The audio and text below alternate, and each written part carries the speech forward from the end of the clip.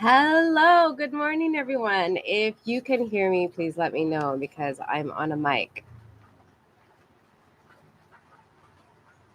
Just let me know in the comments below. Just say yes, I can hear you. Otherwise, I'm going to think that everybody just sees me, but can't hear me. It says, I think, that the mic is on.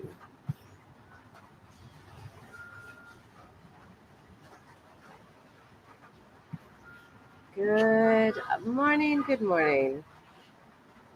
Maybe I will pull it up on my phone.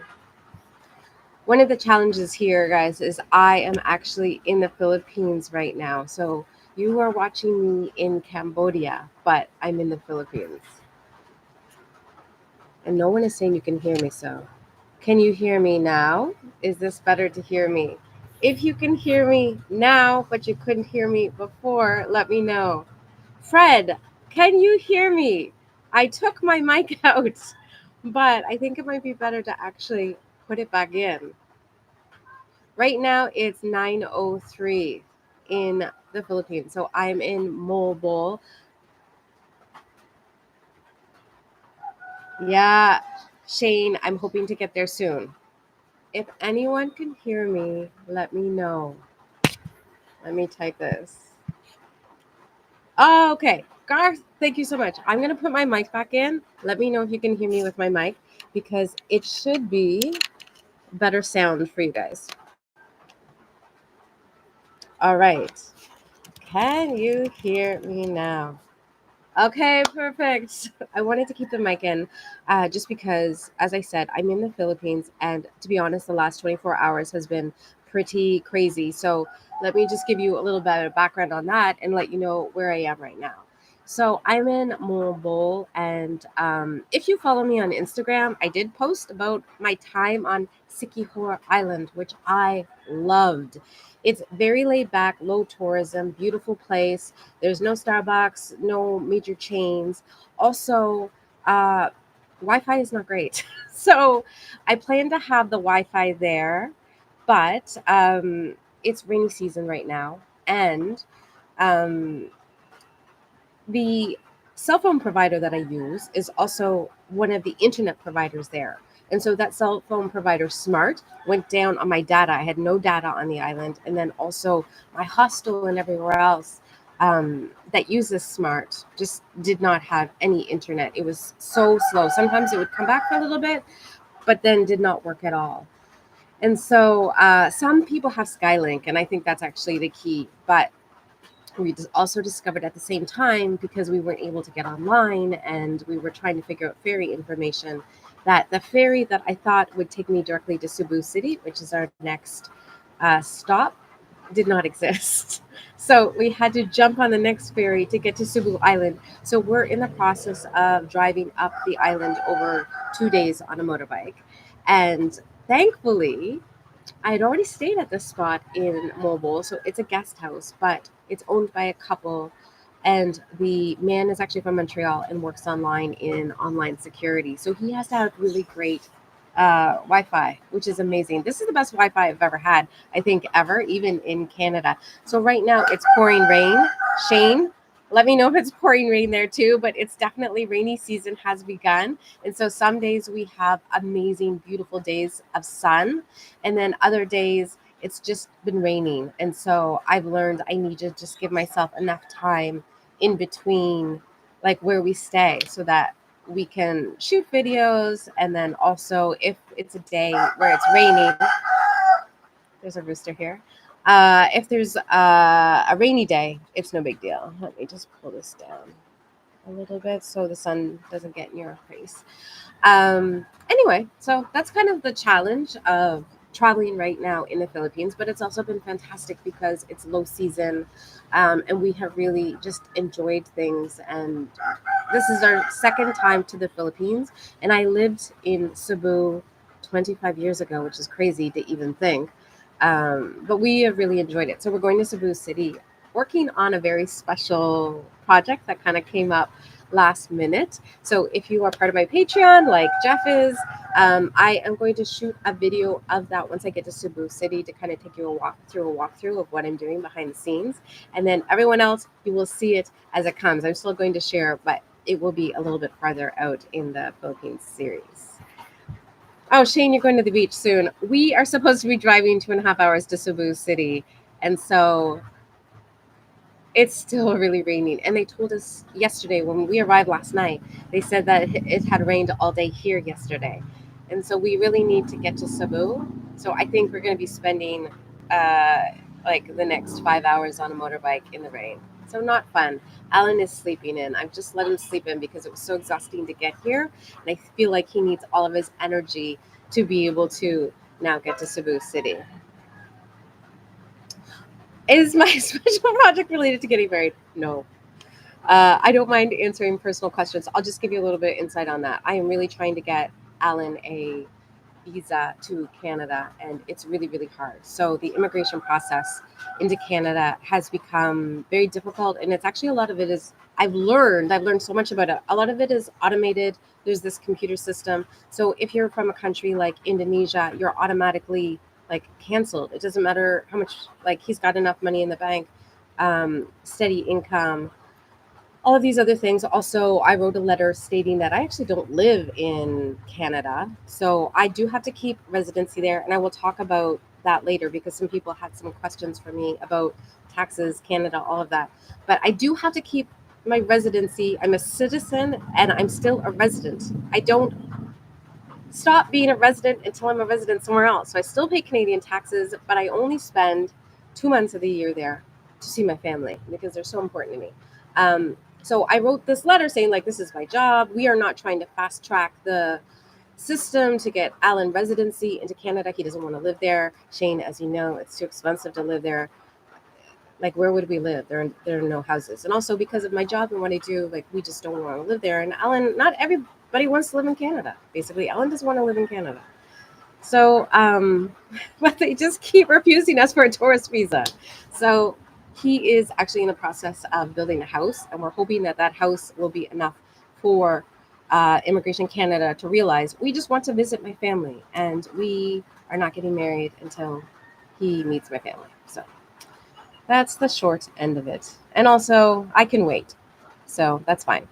I did want to kick off with some questions. Number one is from Jeff. Shane, you might remember this because you watched my Ecuador series, and anyone else who watched my Ecuador videos, I talked about how I hate papaya.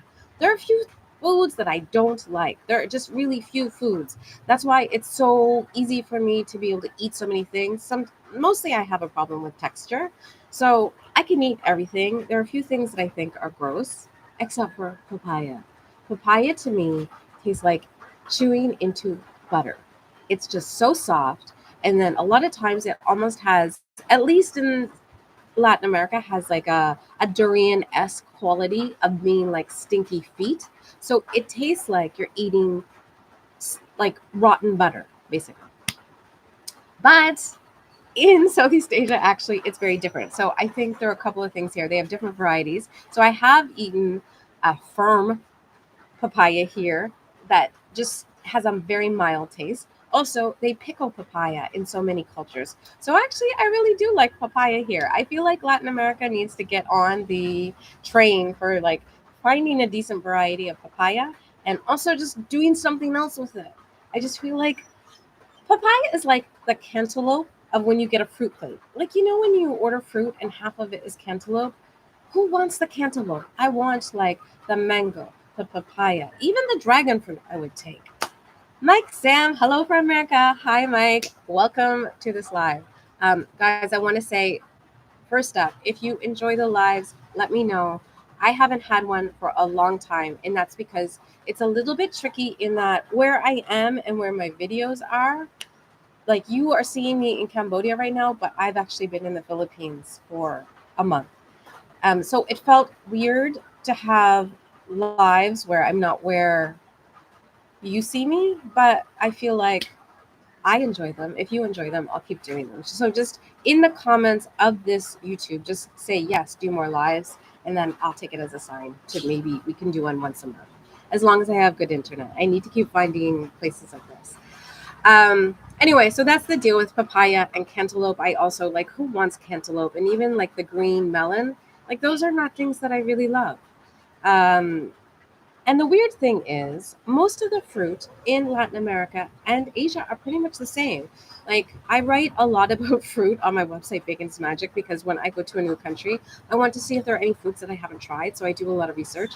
And then I share on my website the different fruits that you can have in each country, especially the really rare ones. A lot of the fruit from Latin America is from Asia and vice versa. So it's, a lot of, because immigration and all of those kinds of things, different colonizers brought different fruits to places that they didn't belong because they were both hot places, so they figured they would thrive, and they did. Oh, Mike, Cambodian food is very underrated. You're a Khmer that lives in America. I agree with you. I'm going to just talk about this for a second. So Khmer food, I think, is very underrated, and it's also misunderstood. And it's funny because I just watched a YouTube short of, oh my goodness, what's his name? Is it Sunny from the Greatest Food Show Ever? Anyway, I really like him. I think he's actually based out of the Philippines, but he has a lot of respect for local food. And I really like that he doesn't try to make it weird. But he was interviewed and actually asked why more people don't, like, why Khmer food isn't on the, like, recognition worldwide. And I think, and he said this, it's because there's no one dish that people can really connect with. Like, Thailand tourism works to put Thai restaurants and Thai food at the top of people's minds in the Americas and maybe also in Europe. But they actually sponsor lots of events, and so everyone knows, like, pad Thai. Everyone knows pad Thai. So they come, and even if they don't know what to eat, they pad Thai is like the most popular food for Westerners, but not, I don't think, the most popular food for Thai people. And so people go to Thailand and they recognize things. The other thing that I think is the problem is that uh, when I was in Cambodia, I think they realized that a lot of travelers don't know Cambodian food, Khmer food. And so they put like either Western food or they put Thai dishes on their menu because they think that's what locals want or foreigners want. But um, as Mike said, fish mock is basically a fish curry. And if you've had Thai fish curry, you know it can have really strong flavors. But fish curry, like curry in Cambodia, is totally different. It's light, it's fragrant, it's floral. It's not like a heavy thing. And they also steam the fish mock. It's like an amazing dish. I actually think fish mock should be the dish that they push out as like their dish that foreigners should try because it's a very easy dish to really enjoy. Um, anyway, so that's my perspective on Cambodian food. Also, it's a little bit fermented, a little bit funky, but it's very light and it's really, really good. But I feel like it's always compared to Thai food, which is unfair. It's different from Thai food, and so we were able to show some of it. So I did show fish amok. I'm also eating it again in this upcoming video. Or I ate it last night, or the video today. And next week I'm also eating it because it was really good. I also had the stuffed frog and some other dishes in the Cambodian food tour with a Cambodian, with a Khmer CT. She was amazing to show us. And even for me, I think we will go back to Cambodia and like hire a guide so that I can better find food for you and then also share just the perspective of why it's so good. But overall, I loved Cambodia. I think it's an amazing country. A lot of people skip it. It has this really bad reputation. I think even for Alan, like he thought it would be dangerous. A lot of people say it's dangerous. We did not have that experience whatsoever. I was there 15 years ago. It's very different than it is now. There's a young generation. Like I think the the younger generation is the majority. So things are changing and a lot of English for people who worry about that, and just overall easy to get around. We just had a really pleasant time. So we are going to go back. I just don't know when. Maybe the fall. We'll see. I keep pushing everything to the fall. Garth, is it rude to ask a woman's age? No, not at all. I am on my birthday, 47. So I feel like every decade you get better. You're just like wine. You just know more. You don't take things as seriously. You just appreciate things more. I really recognize that returning to Cambodia. I talked about this in the Phnom Penh video, but my first experience in Cambodia was really terrible. And it was because of me. I was in my 20s. Yeah, I was in my 20s. I think I was 27. Um, Maybe I was older. No, I think I was 27. Um, I was younger. I wasn't as, I didn't really know Southeast Asia very well. I only knew the Philippines at that time. And I just made some really terrible decisions. Also, at that time, I was like listening to Lonely Planet, and I think there's a lot of really great information online here on blogs, on YouTube. And so you're not just getting one writer who published a book, maybe didn't even go to places and just kind of took what locals said was good. And that happened a lot at the guidebooks back in the day because they were only getting paid $400. And I just think there's just so much information now, and there's just something for everyone. So what? Yeah. Oh, you said I am older than I look. Yeah. Thanks, Shane. I am, I think, older than I look. Right now, I do use Botox. Right now, I need a little bit more. But actually, I looked in the mirror and I was like, you know what? Maybe I don't need so much Botox. I think I'm doing okay. I just look very tired right now. But anyway, I think for women, I actually think women get better as they age. And so that's why in the Philippines, like, I don't know why there are so many men with young women. I don't want to get into that. Shane is with an age appropriate woman, as I knew he would be, but there are a lot of men who come here to date people very young. And let's just leave it at that because it's just really creepy for me. Brian asked me, why am I spending so much in time? Sorry, why am I spending so much time in Asia? And do I have any plans to explore more regions? So, number one, the reason I'm spending so much time in Asia is that it's the easiest for Alan and I to explore. One, but also two, um, because Alan can actually visit, I think, over 50 countries visa free. But there are so many countries here that I haven't really explored. And so I want to just spend this time really getting around to the places, understanding them. Latin America, for me, I had spent 10 years there before I started shooting videos about Ecuador and Colombia. And so I was so comfortable with traveling around, with the language, with the food. Like I, I knew a lot of it because I had been writing about it for 10 years. Asia is totally different. And I think my best videos, to be honest, are in places like Laos and in Cambodia, in places that people don't know as well. Sri Lanka is next up on the list for the fall.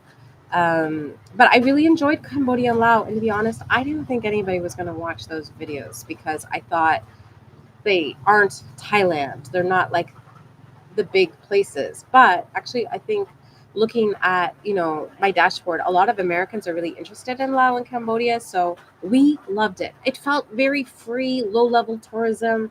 I just felt there's just an energy there that's very similar to Vietnam, which I love. And so I definitely want to go back to those places because I think they more of them needs to be shared. There's just so much more to see. Cambodia, everyone knows Angkor Wat, and then they leave. But I want to go back to Battambang. I want to see more of the places, and I do want to share those things with you, and I do want to eat more of the food.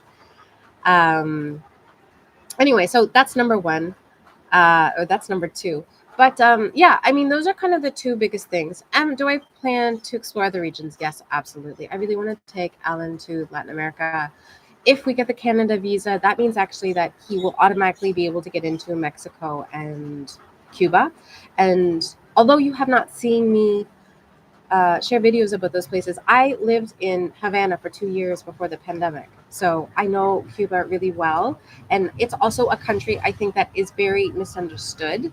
Um, it's very complicated. And so I wrote about it. The longer you stay there, the more complicated you realize it is. But I really want to go back there and do a series there because I feel like there's like an energy in Cuba that you don't get anywhere else. And people need to get off the all inclusive resorts and actually start spending more time with locals, supporting the local businesses. They don't need to be afraid. Mexico is amazing. I mean, I've said this many times. It's a place I would like to retire. It's close to my family. It also just has a really great standard of living. It's very similar to Thailand. Thailand and Mexico for me is like great food, great standard of living, great quality of life. Both are a bit more expensive in their respective regions. Um, but I think both for me, I just really love. Alan really loves Thailand. He would like us to move to Thailand.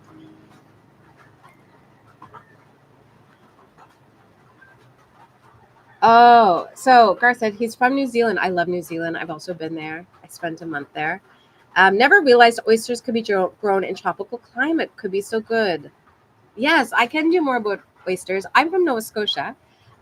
We also, next to Prince Edward Island, uh, Nova Scotia, Prince Edward Island also has world class oysters. I always feel a little bit weird when I see shellfish out in the open. But I did have those clams that were on the road, like the roadside um, in Phnom Penh, and they were great. Although a friend of mine who lives in Siem Reap said you need to be really careful with those because a lot of foreigners get sick off them, and I'm afraid of getting shellfish sickness because of all the food sicknesses. Like if you get food poisoning from shellfish, you're sick for a really long time. And I've only had food poisoning once. It was in Toronto. And if you think that maybe you have food poisoning, you don't have it. When you have food poisoning, you know because your body is like, all right, everything out in every possible way right away. So you definitely know when you have food poisoning. Presley, good evening. Let me know where you are, where you're watching from. So the next question is from Traveling Foodie, which is a YouTube channel. His name is Raymond. He also has Instagram and is a friend of mine. He's from Toronto. Um, and he said to me, how do you pick what country you're visiting next? Oh, you know what? Let me combine that with Brian's because I didn't share with him any plans to explore other regions. So yes, Latin America, Europe, maybe. Like Eastern Europe, I think would be interesting. I want to go to Turkey. I'd like to see more of the Middle East. I saw a lot of Europe when I was younger, and I know a lot of people really like it for the history. I really prefer the history of places that I don't know about. Like I learned about European history growing up. I've gone to see castles and things. I've been to Italy, I think, like 9 times. It's amazing. But also with Alan, we'll just see. Like we'll see where we can get him in. I don't feel like he holds me back from being able to see places. I actually feel like choosing places that he can go to helps open my eyes up to new things. Maybe I wouldn't have gone back to Cambodia, except he really wanted to go to Cambodia. Maybe we wouldn't have gone to Laos because my perception was just that it was river rafting. So anyway, Raymond wants to know, how do I pick a country that we're going to visit next? So I'm terrible. I'm terrible at this. The last few months, we've only gone to places during rainy season. During hot season. Now it's rainy season.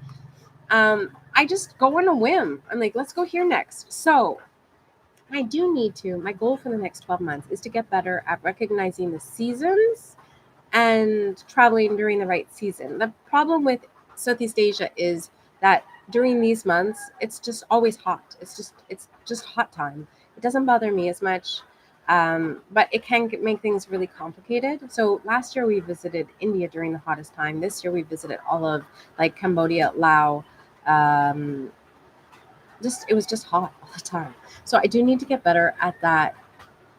Now I'm trying to organize myself better. So Sri Lanka, I believe, will happen in August, September. So I will be in the Philippines for another 2 weeks, and then I'm going home for a month to visit my family. I'm going home alone. Alan can't go. So, Raul, gracias. Thank you so much. So I am getting better at planning, but it's kind of like on a whim. So I will come back late August. I really want to see Sri Lanka because I've heard from a lot of people it's just really incredible, underrated. And then after that, um, I think what we'll do is I'd like to settle somewhere for a month in Thailand. I'm looking at potentially like beach destination. It's probably going to be where a lot of expats go. I'm kind of looking at Hua Hin, and then also there's Kam An. That's not what it is, but it's right next to Hua Hin. And there are some islands also that could be in the mix, and then maybe Chiang Mai.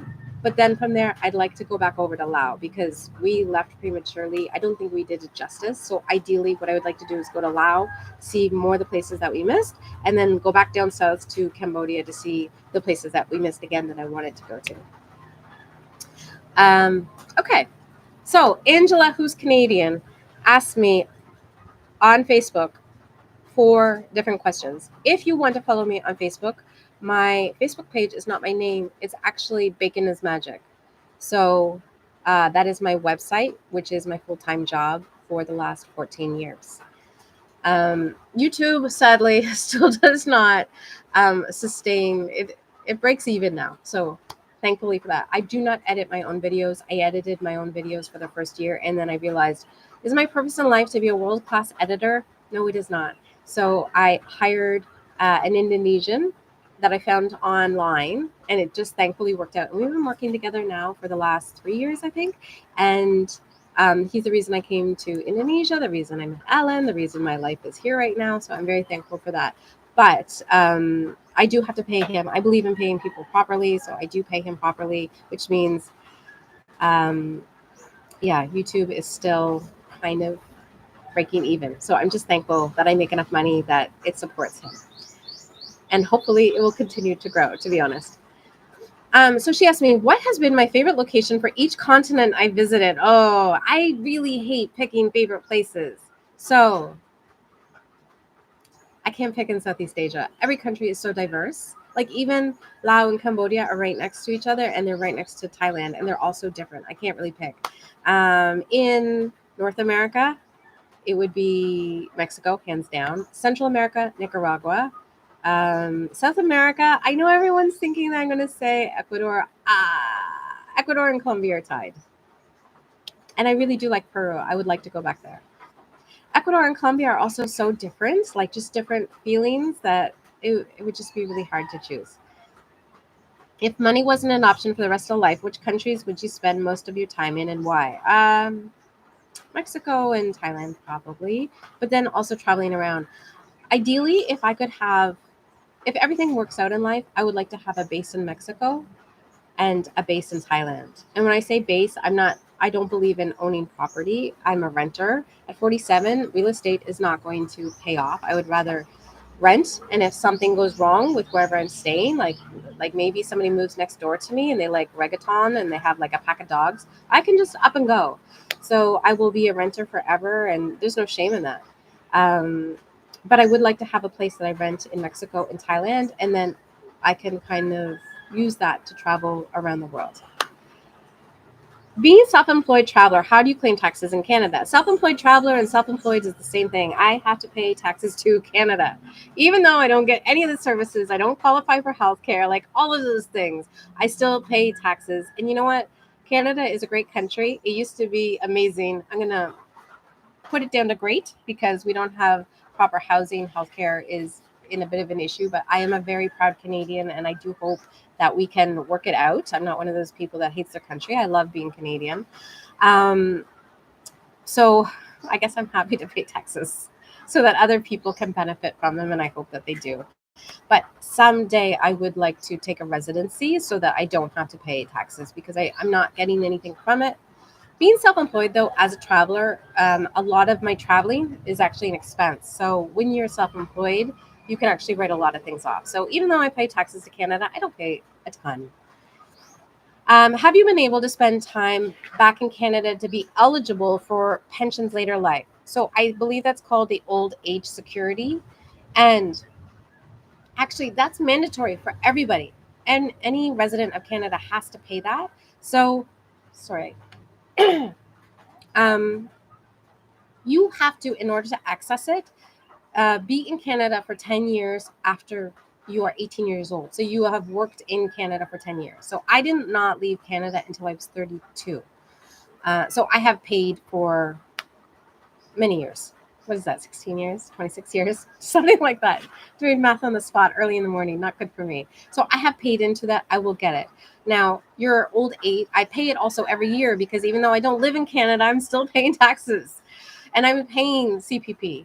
So I will be able to access it, but As being self-employed, I do not depend on Canada to pay me. Like, even though I have a financial advisor who is fantastic, I also have an accountant that works with entrepreneurs. So both of them have been fantastic at helping me, and they have said that because I'm 47, I can count on CPP for when I retire. I don't believe that. If I don't have the money in my accounts, then I'm not counting on it. So my retirement will be based on the money that I have invested. Um, Garth, the high in Campa today is 28. Garth, I meant to respond to your comment. I don't know if I did, but next week's video is actually Campot. I was doing the revisions on that video before before this live. So it's almost done. It's almost done. I loved Campot. I thought it was fantastic.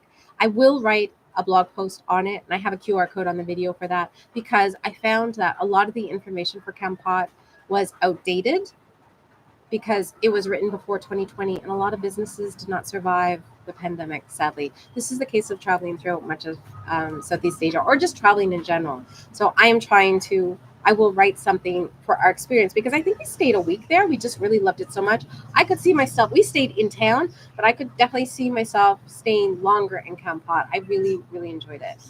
Um, anyway, so that's tax time. Oh, Calvin! Okay. Let me answer your question first, and then I'll answer this one.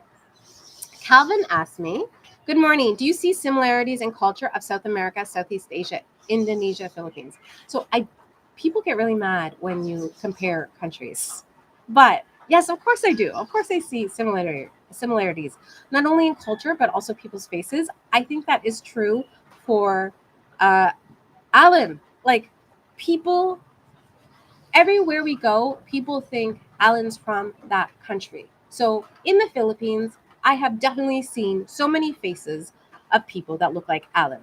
There was this woman yesterday in Sikihor, and she did our laundry. When I looked at her, I was like, oh, she has Alan's eyes, and Alan said she looks like my mom. So face wise, yes, and that is because of immigration and all of these things. Like Alan always says, like, we are one race, we're Asian. Like, so I think it's mostly Southeast Asian that we see that. But I am positive that when we go to Latin America, people are going to think Alan is Latin American because he's got just darker skin. And a lot of the face, I do see the same face in Latin America. So, as I said to you, a lot of the colonizers brought fruit from one area to the others. And I am sure they also brought people against their will from one region to the other. So, it's just interesting. I think as I travel, I do see more similarities. You see it a lot in food, like how food just kind of evolves from place to place. And you do see it in people's faces in the Philippines. This is you guys are gonna think this is crazy, but it actually reminds me a lot of Cuba, and it is because um, the food reminds me a lot of Cuba in its flavor profile because it's influenced by Spain and the United States. So there are not a lot of countries that have such strong influences, but basically both countries were colonized by both. For the case of Cuba, it wasn't technically colonized by the United States, so let's just call it occupied. After the revolution, Las Vegas was born, and before the revolution, Cuba was Las Vegas. So you can see the influence in both there. Also, Filipinos love loud music just like Cubans. Like they just, I don't know. But the other thing is, and I wrote this to somebody on in Cuba today is that in Cebu and the surrounding islands, the numbers are all Spanish. So some of the words, like I feel like when somebody tells me what the price is, if I don't hear them correctly, I respond in Spanish to them to confirm, and then they laugh and they're like, "Oh, you speak like Cebuano or you speak Visaya," and I don't, but I do know the numbers. So in other countries, I would say Indonesia is just like I think with Indonesia, people really think that it's Bali. Oh, Alan just spoke up. People really equate Indonesia with Bali. I'm not that familiar with Bali because we only spent a couple of days there, and that was to run some errands. And that's just because I'm not drawn to Bali. The rest of Indonesia, it's like Indonesia's 275 million people. So each island has its own culture, own food. And so it's very interesting to travel. But Indonesia, I feel like, is a little bit different than everywhere else except for Malaysia. I see similarities. And then also, I'm sure if I went to Brunei, it would also be similar to that. But like Cambodia, Laos, similar but very distinct. Very two small countries next to each other, but I still feel like they're very distinct. Um, and then, do I see similarities with food in South America? Yeah, yeah, I do. There are a lot of dishes. Like I had this mung bean dish yesterday here, and I was like, "Oh, that's just like minestra in Ecuador." There's so many dishes, but I think that's everywhere in the world. Like when you eat traditional food, the ways that we learned how to make food is very similar. Okay, I'm going to say this name wrong. Yay! So happy birthday! Thank you so much. You're from Georgia in the United States, but originally from Myanmar. I would love to visit Myanmar. I just don't know if it's safe for me to go. It is definitely on the list of places I would like to go. I've seen, I have friends who were there a while ago. And then I have met people from Myanmar in Thailand. So I definitely want to go, but I have to figure out how to do that is in a safe way because a lot of people say like it's not the time to go just yet. Um, Yes, Tagalog also has a lot of Spanish and English words, especially like pero, like they use that as but. There are a lot of words that I can see, but the numbers, if you go to like anywhere in Cebu or area, all of the numbers are straight up Spanish. So it's actually really cool because Tagalog, I struggled with the numbers. And like to say good morning here, I just find Cebuano an easier language. Like good morning here is mayung buntag. So it's very easy, but good morning in Tagalog, I I did say it in my videos, but it was a mouthful for me. Umaga. Anyway, so Bella Sophia asked me, "Do I ever mentor people or offer guidance about food blogging and writing for a living?" So I would just say this. I started. Sorry, there's like this little puppy here, and he wants to bite my feet. But also need to pick up my shoes off the floor because he also wants to bite my shoes. Um, I would say food blogging, writing, do it as a hobby first. I started in 2010 on my website, and it was because I was working in Toronto at an ad agency, and I left my career to go traveling. And I saved $20,000 because I thought I would just go traveling for a year or two and then come back. And I kept a blog because I'm a type A personality, and just thought it would be something interesting, like a portfolio when I came back to work at ad agency life. It's creatives and people in agencies were so supportive of that. Blogging was not a way to make a living. And then as I grew into blogging, after 1 year, I kind of found my voice. And then I understood what my role was in this bigger context of writing. And that is, I'm not the expert, but I was just taking people along the ride with me for on my website. Blogging changed. It used to be a personal diary, and now I see it as it can still be a personal diary, but it takes a while to figure things out. I'm happy to talk to you about it. If you want to talk about it, we can talk about it on the side. Um, oh yeah, Maganang Umaga. It's like so different than any other language I know. That saying good morning in Tagalog for me is hard. In Cebu, it's easy. No, this dog, like so cute, so cute, but like it's really in the biting stage and like clawing me. Okay. And then Kim asked me, "Does my blog completely finance my travels?" Yes, it does. So I've been doing it for 14 years. As you can see, um, I travel on a budget. And that is because I I would say, financially conservative. You never know what's going to happen. I mean, we just had a pandemic, which basically, if you were a travel blogger, blew out like all of your income because no one was traveling anymore. The way that I make money is a couple of ways. So there's advertising on my website. You don't need to click on the ads, but the advertising is there. It's managed by a US company, and that makes up most of my money. Um, the second way I make money is through partnerships with destinations. So, for example, I will work with, when I go home, if I work with, say, Nova Scotia, or if I visit Mississauga or Peterborough, I've been blogging for so long that basically I will say to them, just give me a car rental and a, just one second, just give me a car rental and a hotel, and let me find like a small independent businesses that I think people will want to visit. And I've been doing it for a long time, so people trust me to do it. But I think also it's just a really great way to manage things because you can trust that basically they're paying me to do something I would just do anyway. Um, And then the third way, I have some small ways. Like I have a Patreon. So if you want to join my Patreon, no pressure. I still create content everywhere else, but Patreon really helps me because that is where I share kind of the behind the scenes of things that I don't share in videos. I also share opinions that maybe might not be as YouTube friendly because YouTube people,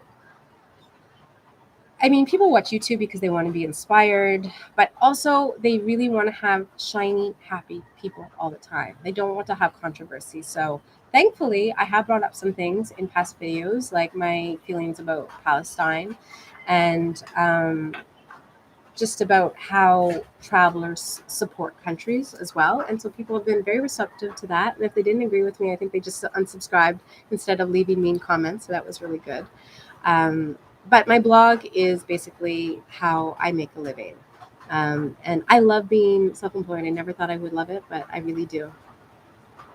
All right. Those are all, that's the end of all of the official questions. If you have any questions about anything, like feel free to leave them in the comments here. This dog here, I feel like I'm rubbing its face, so he's no longer biting me. So I definitely have time to answer any questions you may have.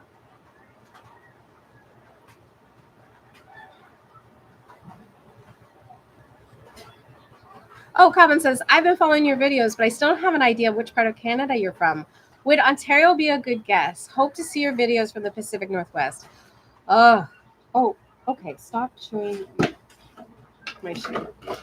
I am from the opposite ocean. I am from Nova Scotia. So I do have lots of videos from Nova Scotia. During the pandemic, Nova Scotia and the Maritimes actually were largely unaffected in the beginning, and that's because Nova Scotia basically created this bubble. You couldn't get in or out. So similar to what um, Australia did, we locked down the whole province, and that's because most of the people in my province, it's a small province, but most people are over 65. So we have a lot, like a huge vulnerable population. And then the two provinces were the maritime provinces, all fishing. They are also small, also did the same thing. And then eventually, what happened was we opened up to this bubble where it was just the maritime provinces. And so during 2021, I traveled a lot and I worked with a lot of different destinations to create videos. And I started YouTube with my phone. And so this is terrible to say, but like the pandemic basically built my YouTube channel in that it was something I always wanted to do, but never could find time because blogging is a full time job and YouTube is a full time job. And so I could never learn video while I was blogging because I was too busy like paying the bills with my blog. And so when I moved back to Canada, I just decided, you know what, this is the perfect time. I'm never going to have another time to ever be able to like learn how to be comfortable on video. And that is really what the issue is, learning to become comfortable. Everybody thinks it's like having the best camera, but it's being able to stare into a lens and feel like you have a connection with people on the other side. So I shot all my videos for 1 year on a phone and edited them myself. And at that stage, I said, okay, I've proven it to myself. I can make videos. I am dedicated to it. So then I bought a Sony camera, little ZB1, and I got an editor. And then the reason I did that was because it frees me up to actually, I pay him, but I make more money writing my blog. So Canada, I would love to visit more of. I would love to see more of. I have videos over the years from many places. On the Pacific Northwest, I have an old video from Victoria, but I don't have anything else. I would love to visit Vancouver. It is so expensive. And so I have thought many times, and maybe when Alan gets a visa to Canada, what we'll do is one of the common routes to come to Canada is to go like Kuala Lumpur, Japan, Vancouver. So I would love to see that. We will probably not go to the US, but I will show you more of Canada. Actually, I know we won't go to the US, but we will show you more of Canada. So I think the West Coast is beautiful. It's just like studying the most beautiful place. And then even when you go to Alberta, also really beautiful places, interesting culture. Canada is really big and the culture is very different. So I'm from the Maritimes. My culture is very different than the West Coast. I feel like Vancouver, that culture is like more similar to Seattle, Portland. Like it's like a coastal thing. And the same thing for Canada. I would say we have a similar culture, more similar culture to Maine than we do other provinces. But that said, I lived in Toronto for 10 years. So I worked at an ad agency there. And I love Toronto because 50% of the people in Toronto were not born in Canada. So it's a great visitors, like it's a great city for travelers.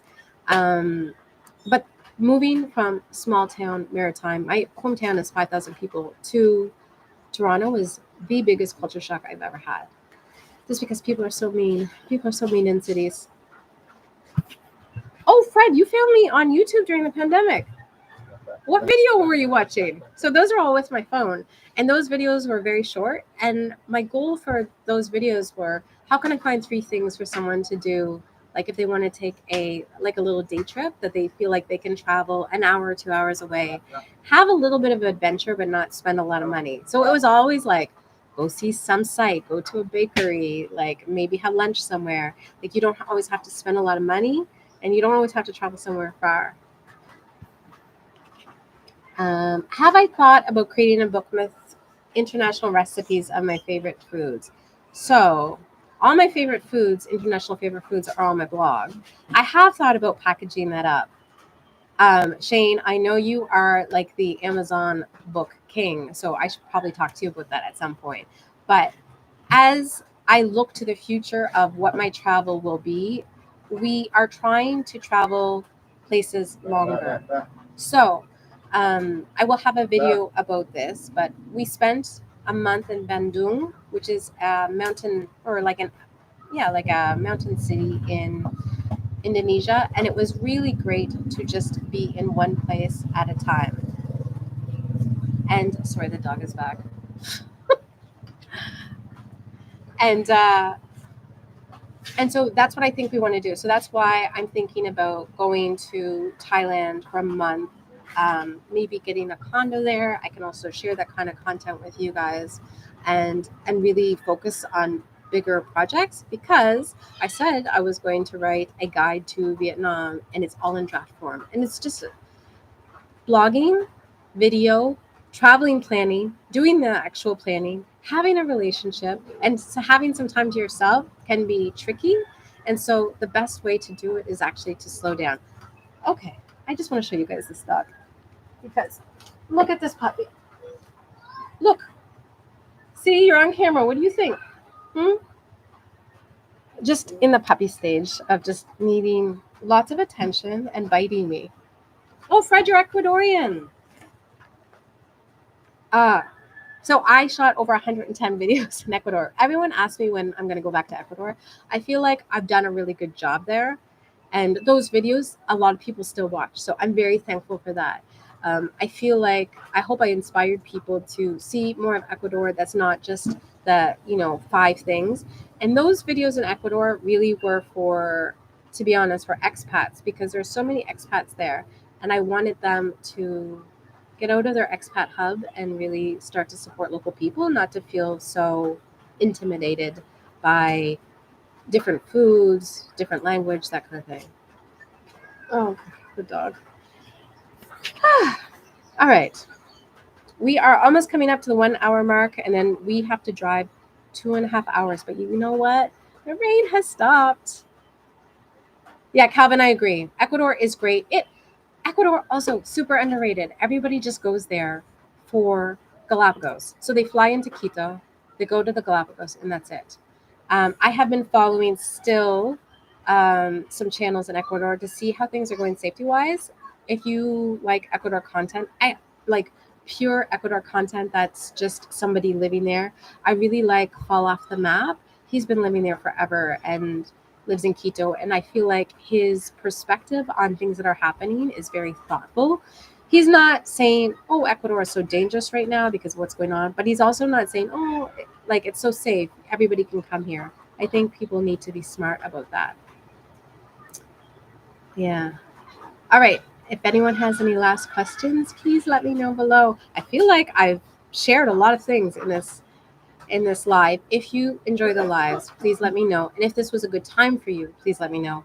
In the video comments, the chat I don't see once it's done, but in half an hour or so, I'll come back to the video comments. If you enjoyed it, just leave a comment that says, "Hey, I would love to see more of these lives," and we can try to plan them monthly.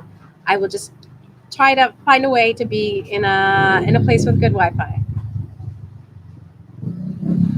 Raul, the weather, it's rainy season. But it just, oh no, it hasn't stopped raining, but it's just not pouring. So that's actually driving weather. So that's really good. So I think what we're going to do is I will wrap up this live. I will just need to pack, and then we're going to get back on the road. And today, not celebrating my birthday, obviously, but when we finally get to Cebu, we're going to do it. If you're on my Patreon, I am going to share something with you guys. And I hope you enjoyed this. And please watch my video that I posted 12 hours ago.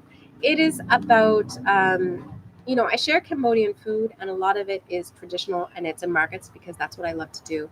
But in this video, I'm actually staying at the Raffles Siam Reef, which was an amazing experience, not just because it was luxury, but they took this colonial building, this historical colonial building, and they filled it with Khmer culture and food. And I just really love it. And they just launched a food tour that you're on a tuk-tuk and you go around to different restaurants. And it's basically for people who are afraid of, I think, going to markets. And so it's high end, but still authentic Khmer food.